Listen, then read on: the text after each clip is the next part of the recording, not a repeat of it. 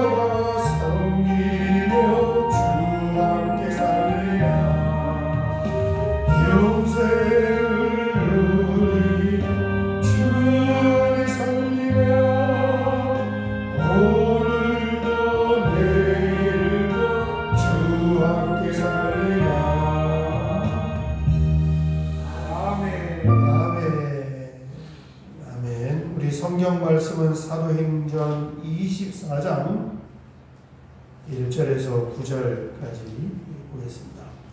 사도행전 24장입니다. 조금 전에 우리 김규랑 집사님 문자 받았는데 수술은 잘 됐는데 혈압이 좀 떨어지고 있어서 기도 좀 해달라 하는 문자를 받았습니다. 그래서 제가 잠깐 검색을 해보니까 수술 후에는 간혹 혈압이 떨어지는 증상이 있기도 한다 하는데 모든 것이 다 정상이 돼야 또 안심을 할 수 있으니까 잘 회복이 되어서 원래 퇴원한테 다음 주 화요일로 그렇게 예정이 되어 있다고 하는데 정상적으로 퇴원이 될 수 있게끔 기도해 주시기 바랍니다. 24장 1절에서 9절 이제 재판에 기소하는 내용이 나옵니다. 같이 내용을 한번 생각하면서 같이 봉독하겠습니다. 닷새 후에 대제사장 아나니아가 어떤 장로들과 한 변호사 더들로와 함께 내려와서 총독 앞에서 바울을 고발하니라. 바울을 부르매 더들로가 고발하여 베리스 각하여 우리가 당신을 힘입어 개평을 누리고 또 이 민족이 당신의 성견으로 말미암아 여러 가지로 개선된 것을 우리가 어느 모양으로나 어느 곳에서나 크게 감사하나이다. 당신을 더 괴롭게 아니하려 하여 우리가 대강 여짜옵나니 관용하여 들으시기를 원하나이다. 우리가 보니 이 사람은 전염병 같은 자라 천하에 흩어진 유대인을 다 소유하게 하는 자요 나사렛 이단의 우두머리라.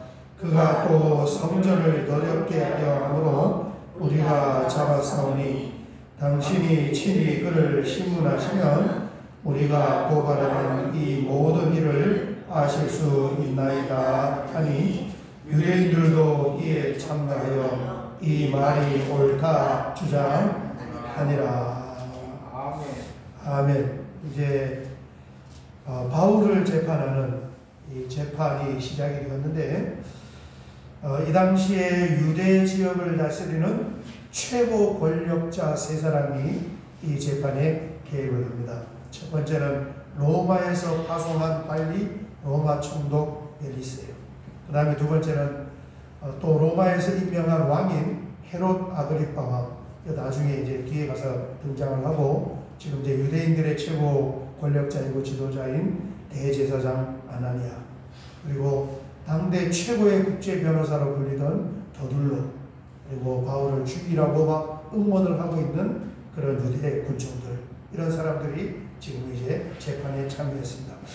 1절과 2절을 보면 닷새 후에 대제사장 아나니아가 어떤 장로들과 한 변호사 더둘로와 함께 가이사라로 내려온 거예요. 내려가서 총독 앞에서 바울을 고발하니라. 재판이 시작됐습니다. 바울을 부르매 더둘로가 고발하여 이르되 3절 벨리스가 가여 우리가 당신을 힘입어 태평을 누리고 또 이 민족이 당신의 선견으로 말미암아 여러 가지로 개선된 것을 우리가 어느 모양으로나 어느 곳에서나 크게 감사하나이다. 이 언변이 좋기로 유명한 이 더둘로가 이제 운을 떼면서 벨리스가 가여 극존칭을 하는 거죠. 당신 때문에 우리가 태평을 누리고 당신이 가지고 있는 성령 지명으로 우리 민족이 여러 가지가 개선이 되었습니다. 그래서 어느 모양이나 어디에서나 우리는 크게 감사하는 마음을 가지고 있습니다. 그러는데 이게 변호사의 참 이빨린 그런 찬사이지만은 실제로는 이 벨릭스가 굉장히 부도덕하고 유대인들을 탄압을 한 그런 로마 총독이에요. 유대인들이 굉장히 싫어해가지고 나중에 이제 숙청하고 이런 일 때문에 유대인들이 로마 황제, 네로 황제인데 네로 황제에게 탄원을 넣었어요. 총독 좀 이렇게 바꾸어 달라고. 그래서 그 유대인들의 탄원에 의해서 벨리스 총독가 로마로 이제 다시 귀국을 하게 되고 총독을 그만두게 되었어요. 그리고 이제 귀향을 가게 되었는데 어디로 귀향을 가게 됐냐면 폼페이 화산 폭발하는 그 폼페이 베수비오 그쪽으로 귀향을 가서 화산 폭발할 때 이게 참 사람의 일이라는 게 몰라요. 화산 폭발할 때 벨리스하고 그 부인하고 아들하고 한 2,000명 정도가 폼페이 화산체에 묻혀서 죽었다고. 시민이 한 3만 명 정도 됐는데 2,000명 정도 죽었는데 거기에 덮쳐서 죽었어요. 성경이 등장하는 거예요. 아무튼 굉장히 부도덕한데 지금 이런 찬사를 하고 있습니다. 4절을 보면 당신을 더 괴롭게 아니하려 하여 우리가 대강 여짜옵나니 관용하여 들으시기를 원하나이다. 바쁘신데 길게 말하지 않겠습니다. 우리가 간단히 짧게 요약을 하여서 고소를 하겠습니다. 이런 변호사의 발언입니다. 바울을 고소하는 고발의 내용이 5절과 6절인데 이런 내용으로 고발을 해요. 우리가 보니 이 사람은 전염병과 같은 자라 천하에 흩어진 유대인을 다 소유하게 하는 자요 나사렛 이단의 우두머리라. 그가 또 성전을 더럽게 하려 함으로 우리가 잡아싸우니.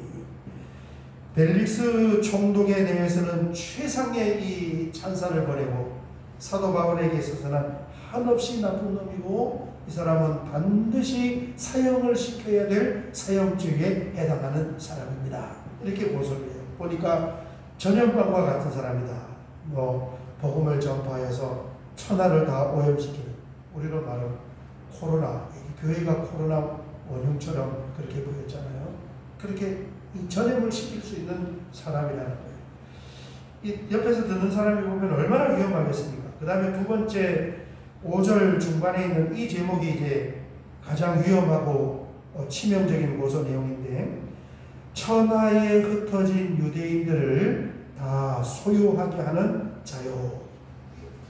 바울이 가는 데마다 유대인들로부터 고소당하는 제목이 바로 이 제목이에요. 이게 로마 사람, 로마의 지도자가 봤을 때는 이 사람은 사형시켜야 되겠구나. 소유하게 하다는 이 원문의 뜻은 뭐냐면 선동하다, 저항하다, 폭동을 일으키다, 이런 뜻을 가지고 있어요. 그러니까 이 당시에 이제 로마 제국이 가장 예민하게 관심을 가지고 보는 것이 뭐냐면, 땅이 넓으니까 그 정복지에서 혹시 반란이나 폭동이 일어나지 않을까. 지금 중국도 그러잖아요. 중국도 넓은 땅을 가지고 다양한 소수민족을 통치하고 있는데, 중국이 굉장히 예민해하는 문제가 뭐냐면 티베트, 그 다음에 신장 위구르, 홍콩, 대만은 이제 떨어져 있지만, 이런 이 중국이 다스리는 그 땅덩어리 안에서 저항과 폭동과 반란이 일어날까봐, 그러면은 소수민족들이 다 떨어져 나갈 수 있는 거예요. 로마도 마찬가지입니다.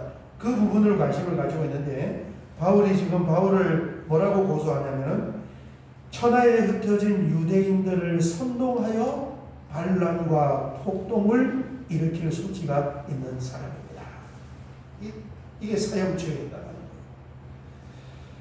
그래서 이 도둘로라는 국제 변호사의 고소 기법을 보면, 사실은 바울의 제목은 뭐예요? 종교적인 일이잖아요. 예수 믿는 것을 가르치는 종교적인 일인데, 그 종교적인 일을 무슨 문제로 바꿔놓은 거예요? 정치적인 문제로 지금 경감을 시켜놨습니다. 그리고 이제 그때 보니까 나사렛 이단의 우두머리라, 이 일을 주동할 수 있는 그런 이단의 우두머리 같은 사람입니다. 이렇게 해놓고 6절에 가면은 또 한 거풀 더 망을 칩니다. 정치적인 문제로도 고소하고 또 종교적인 문제로 6절에 보면 그가 또 성전을 더럽게 하려 함으로 우리가 잡아싸우니, 유대인의 종교재판은 신성모독죄는 또 사형을 시키는 거예요.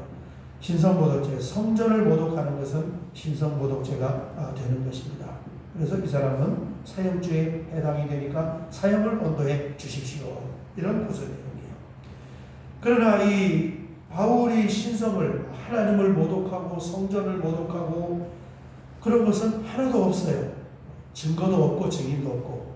그런데 그 내용은 빼고 이제 변호사가 교묘하게 말을 하는데, 8절에 가서 보면 당신이 친히 그를 신문하시면 우리가 고발하는 이 모든 일을 아실 수 있나이다. 한번 신문해봐라. 그러면 우리가 말했던 이 말을 다 알 수가 있다.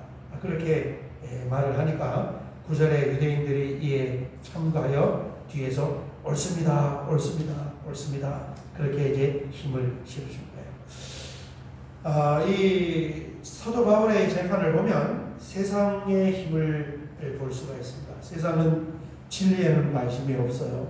그리고 자신의 이익과 자신의 성공과 자신의 권력을 위해서 달려가고 있습니다.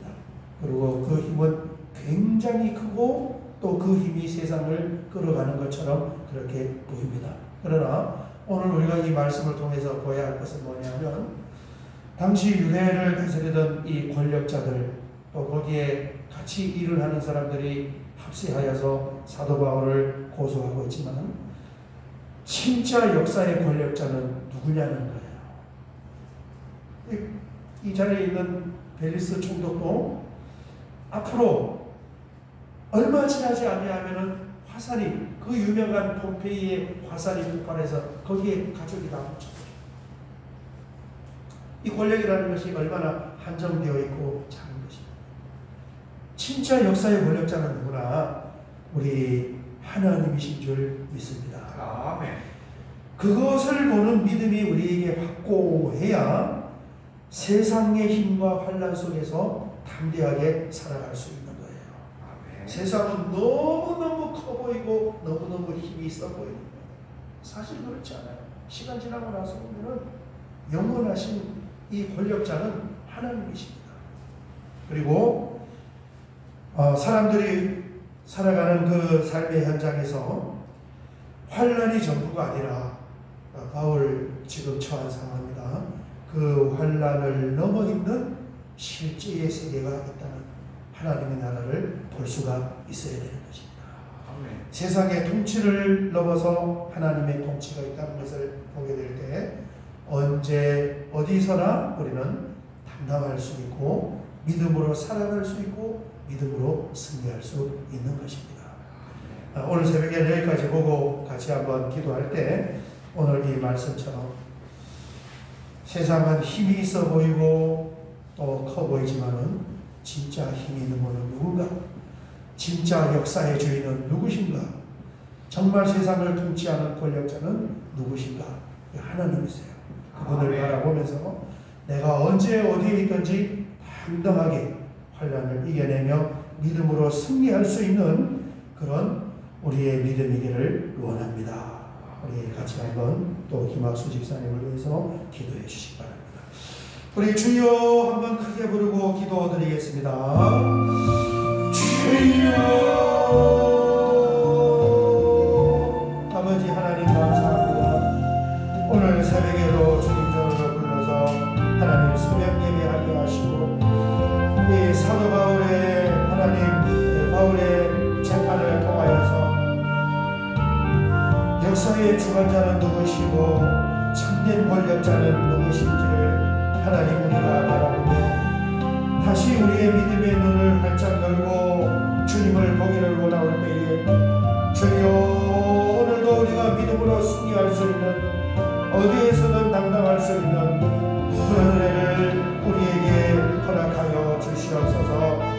아버지 하나님 수술 이후에 회복되고 있는 우리 김학수 집사님을 주님 붙잡아 주시고 모든 것이 다 안정이 되게 하시고 또 내려갔던 혈압이 다시 회복됨으로 말미암아 건강이 완전하게 회복이 되어서 천수를 누릴 수 있도록 하나님의 은혜가 넘치는 줄 믿습니다.